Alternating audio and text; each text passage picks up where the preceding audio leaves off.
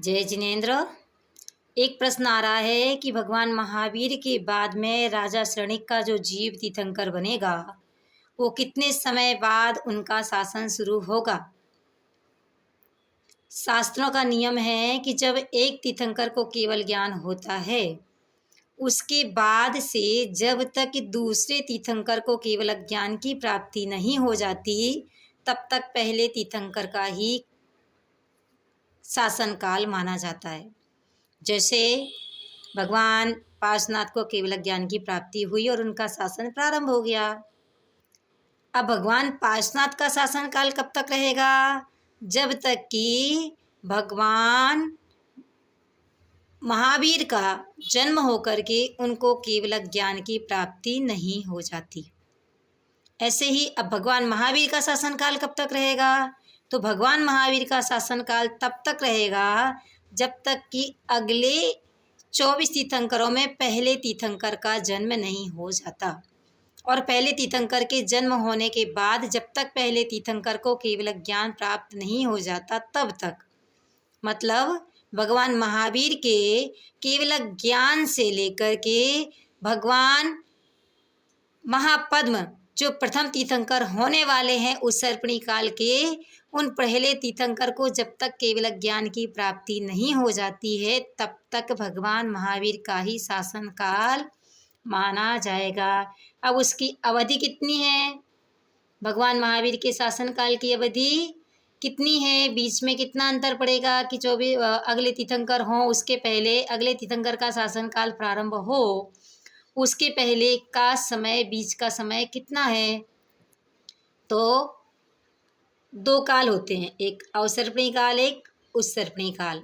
दोनों को मिला करके एक होता है कल्पकाल। एक कल्पकाल होता है 20 कोड़ा कोड़ी सागर का, उसमें एक अवसर्पणी 10 कोड़ा कोड़ी सागर की और एक उत्सर्पणी 10 कोड़ा कोड़ी सागर की। अभी चल रहा है अवसर्पणी काल चल रहा है, उसके बाद कौन सा आएगा? उत्सर्पणी काल आएगा।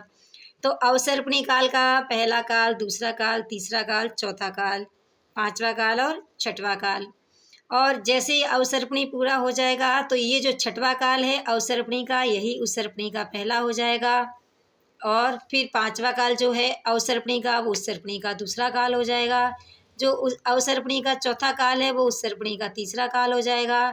जो अवसर्पणी का तीसरा काल है वो उत्सर्पणी का चौथा काल, और जो अवसर्पणी का दूसरा काल है वो उत्सर्पणी का पांचवा काल, और जो अवसर्पणी का पहला काल है वो उत्सर्पणी का छठवां काल। मतलब जैसा अवसर्पणी में क्रम था जस्ट उससे उल्टा क्रम यहाँ अवसर्पणी काल में चलेगा।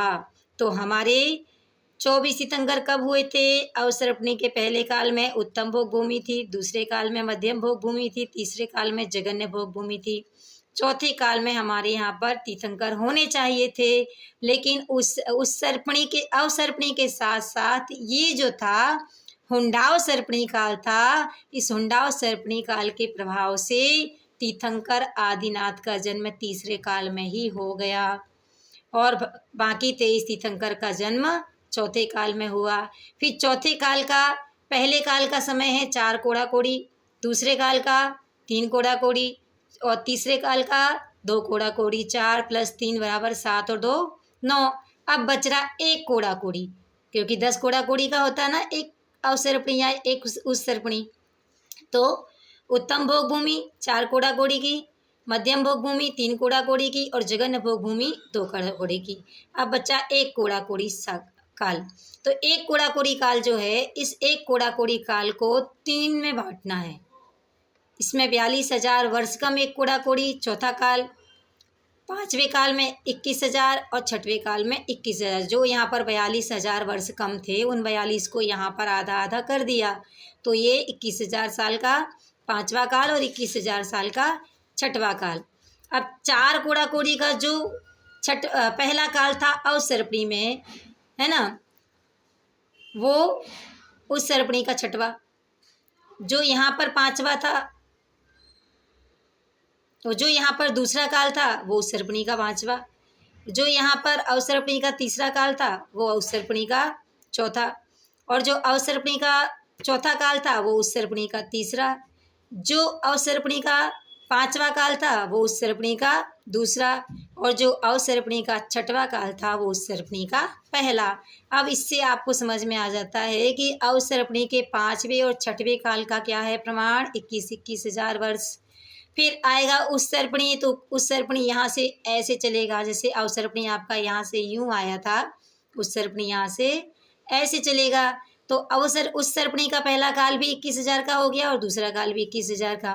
अब ये 21, फिर ये 21 और ये 21, मतलब 5वां काल, 6वां काल, पहला काल और दूसरा काल, दोनों चारों के 21 हज़ार वर्ष मिला देने पर 84,000 वर्ष का काल बीच में ऐसा आता है जब कोई भी तीर्थंकर की उत्पत्ति नहीं होती। किसी तीर्थंकर की उत्पत्ति नहीं होगी तो मोक्ष आदि भी नहीं होंगे। तो 84,000 वर्ष के अंतर के बाद जब ये यहाँ पर पहला काल, दूसरा काल और तीसरा काल, अवसर्पणी के चौथे काल में और उत्सर्पणी के तीसरे काल में तीर्थंकरों का जन्म होता है। तो अब अभी अवसर्पणी के चौथे काल में तीर्थंकर हुए, अब उत्सर्पणी के तीसरे काल में तीर्थंकर होंगे। तो जो राजा श्रेणिक का जीव महापद्म जो अभी हाल पहले नरक में है वो तीर्थंकर बनेंगे, वो यहाँ पर उत्सर्पणी के तीसरे काल में जन्म लेंगे।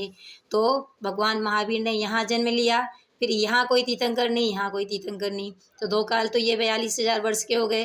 फिर उत्सर्पणी शुरू हुआ, जो इसमें भी पहले काल में कोई तीर्थंकर नहीं, दूसरे काल में कोई तीर्थंकर नहीं। फिर यहाँ पर ये तीसरा काल शुरू हुआ, तो यहाँ पर तीर्थंकर होंगे, मतलब 21,000, 21,000, 21,000, 21,000 बराबर 84,000 वर्षों तक बीच में कोई भी तीर्थंकर का सद्भाव नहीं है। अब नहीं है इसका मतलब ये है कि यहाँ जो भगवान महावीर हुए थे उनका शासनकाल तब तक माना जाएगा जब तक कि वापिस से महापद्म तीर्थंकर का जन्म होकर उन्हें केवल ज्ञान की प्राप्ति नहीं हो जाती।